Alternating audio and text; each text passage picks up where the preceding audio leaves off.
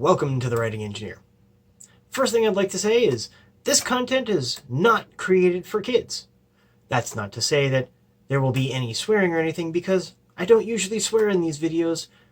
These are for informational purposes for anyone who is trying to do any sort of writing at all.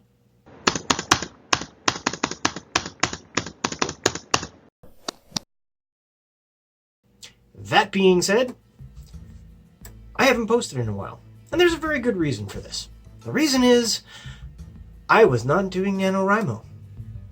And the reason for that is I was finishing my third book. That's right, I have one published book and two that I'm going to need to be sending to an editor sometime extremely soon. The second one is called Amara's Law, Parasite Tech. It's the second book in my Amara's Law series, and I am hoping to have it out in 2019. Strike that. I'm hoping to have it out in 2020 in time for several of the book fairs that will be coming up. The third book is actually the first book in my Tooth Fairy Detective series, and I can't wait to get that one ready to go. A lot of my children are anxious to read that book, as it is designed for a younger audience, and I can't wait to have their feedback on that one. Anyway, as another couple of side notes, the first one is I have mentioned recently, or in my last couple of videos, that I'm going to be trying to get my book into Ingram Spark. I am now reevaluating that, because in order for me to get my book into Ingram Spark, not only do I have to pay them $50 to have that book published by them, but I also have to purchase an ISBN number.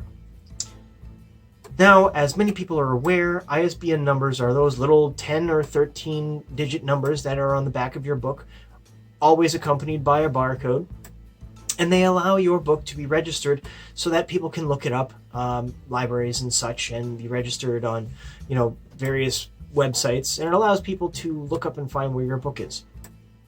Now, the problem with this in the United States is that to buy a single ISBN number, as I'm sure many of you are aware, is $125. To buy a pack of 10 numbers is $250. And it goes on from there. With the best pricing at over 1,500 blocks of numbers, and you spend about $1,000 or so for that. Now, while I probably have a little bit more resources than, say, the average writer starting out, I don't have that kind of money just to spend for numbers. So it would cost me at least, let's see, what's 50 plus 125? It would cost me $175 to get a book published on Ingram Spark. Now, this is a book that has already been edited and has been sold on Amazon. It is distributed by Draft Digital and is currently available in every single ebook distribution place that I can think of. But in order for me to get into the traditionally published, let's call it storefronts, I have to pay an additional fee of $175. And I find this kind of unacceptable. In fact, I find the whole pricing structure and the whole business model behind ISBN numbers in the United States unacceptable. In many other countries, it's free. Now, I'm not saying that in this country, the ISBN numbers should be free. Quite the contrary. The market should bear how much that ISBN numbers should cost. But I will say that ISBN numbers costing anywhere from $125 at a minimum for one to more than $1,000 for a block of 1,500 is a little obscene. That is well out of the reach of any independently published author. We're looking usually to do things as inexpensively as possible because independent authors, by and large, do not have a lot of disposable income.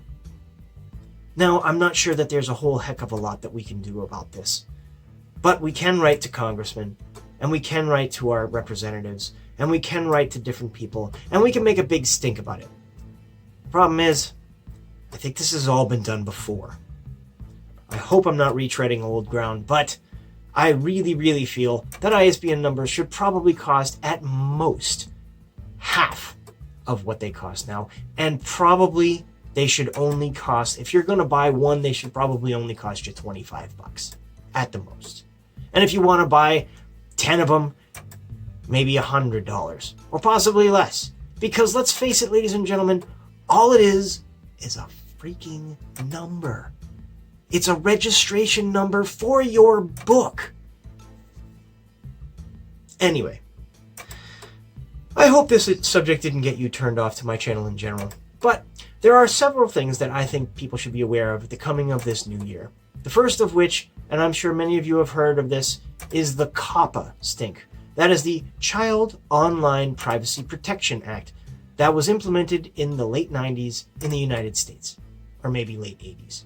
I can't remember exactly, but I'm going to leave a link below of a 50-minute video, which I believe that every person who has a YouTube channel should watch. This is put on by a lawyer, and he fully admits that he has worked for companies for copyright and for the movie industry in general. So he, by and large, kind of knows what he's talking about. And the video is entitled something along the lines of, "You don't know what Coppa is." Anyway, I think he does an excellent job at pointing out what Coppa is, what Coppa isn't, and what it will and will not do, and why it is that despite the fact that the comment period has passed on the FTC's website, you should still write to the FTC members and write to your congressperson, because this law has a huge potential for abuse.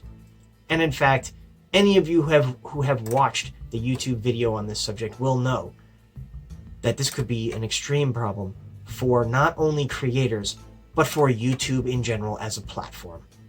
We may be seeing the end of YouTube as we know it. Anyway, sorry to be such a downer on this one, but I did try and start on a high note, and hopefully we'll be ending on a high note as well.